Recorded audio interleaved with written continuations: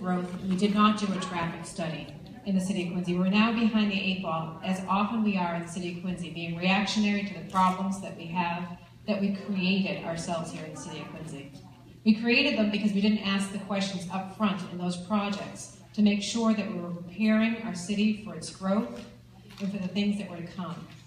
And what that's brought is dangerous streets, fatalities, and reactionary opportunities for people to talk about this in the council. We need to stop talking, we need to start doing.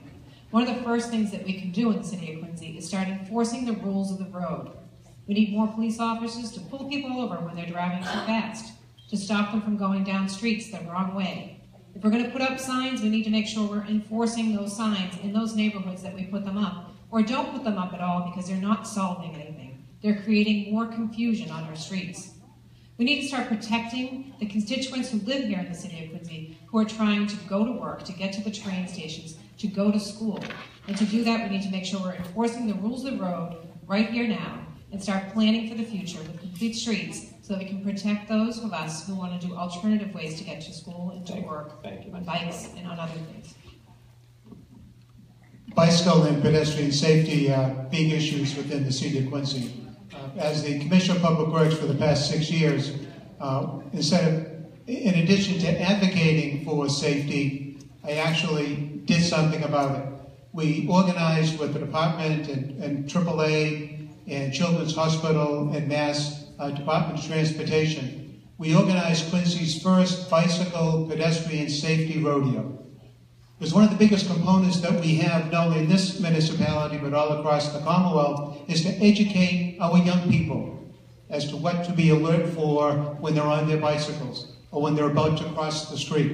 And that's what that rodeo was all about, to educate our young people, put them on their bikes, and in a sense, have them navigate what is a roadway with stop signs and other people and traffic, to educate them as to how to handle those types of events. We need to do a better job striping our crosswalks.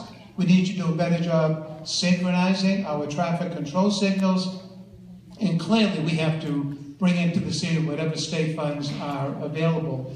And the SMART program and attracting state dollars is vitally important to make sure we continue to make Quincy a safe place to walk and ride a bicycle. That's really the future of our city, to be a multi-dimensional transportation society.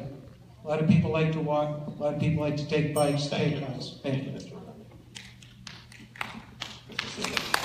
I love to bicycle, and I've done a lot of biking in Quincy. I oftentimes would think nothing of taking a bike ride to Braintree, and I've never had any problems because I know the rules.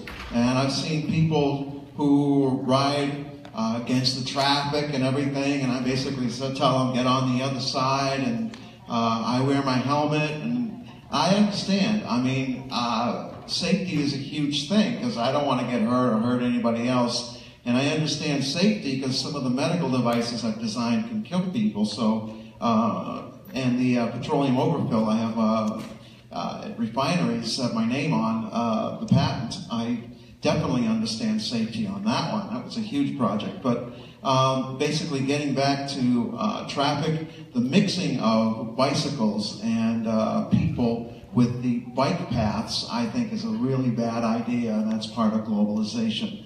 And basically, I think that I totally agree with my colleague here that we do need education. And I was educated properly as to how to ride my bike, and I think that that would go a long way to making safety a paramount issue. Thank you. Okay, Mr. DeBona.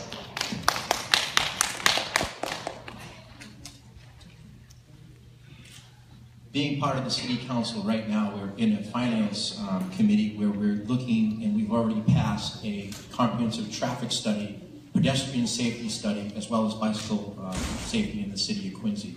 We're looking to pass that as soon as it comes in front of the City Council and ready to approve it. We're going to be working together to elaborate a citywide design study that will find out where we need mitigation and problems within the city. It will also find out where we have all these accidents and how to mitigate that. Very importantly is we need to become more of a pedestrian-friendly city. A lot of people do not drive vehicles or cars, and they rely on crosswalks, and they rely on bicycles, and MBTA systems, and ferry systems, and using the T. We need to provide that service for all of you, and to do so, we need to find out where the mitigation needs to be. I'm willing to enforce these rules and regulations that we have in the city, but we need to do it collaboratively as a group. We need to work together. In the wintertime, when there's causing potholes, we need to have a very good system with relieving that in our streets and our sidewalks. It's very important. We've come a long way in the city of Quincy. But remember, all of this costs funding. It costs money to do this. We're going to need to generate more funding from our commercial tax bracket, from the developers, to allow this to happen in our city. It's a work in progress. Thank you.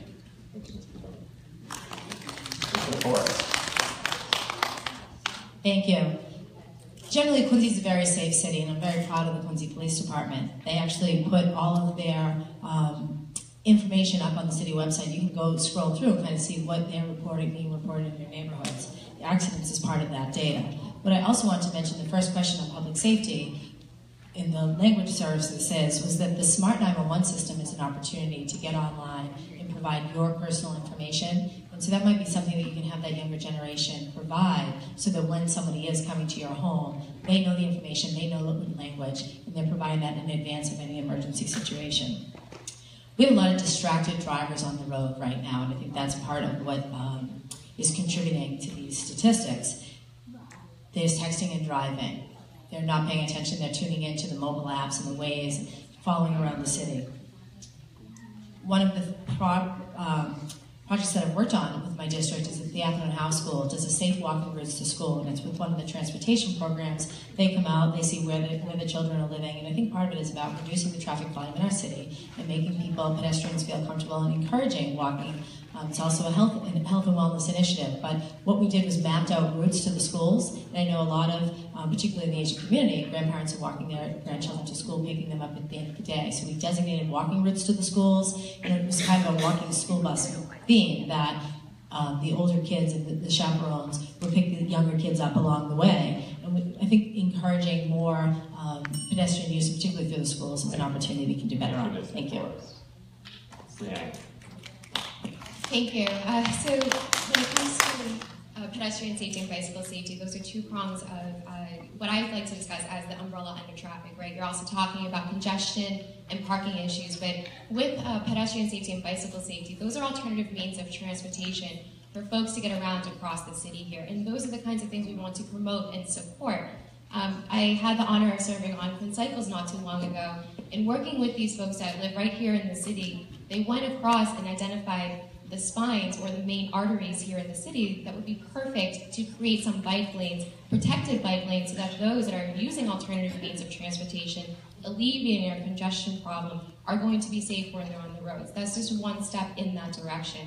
As my fellow colleague had mentioned, we have approved the Complete Streets proposal that has been in front of us now, and that is going to take a few months before we can actually request any grant funding. And the reason for that is because we're going to go into the neighborhoods, into the communities, talk with folks like yourselves to make sure that we're addressing the issues that you see every day, that we don't miss a street, we don't miss a crosswalk, and when we do propose to request for funding, we have every fix that we need in place.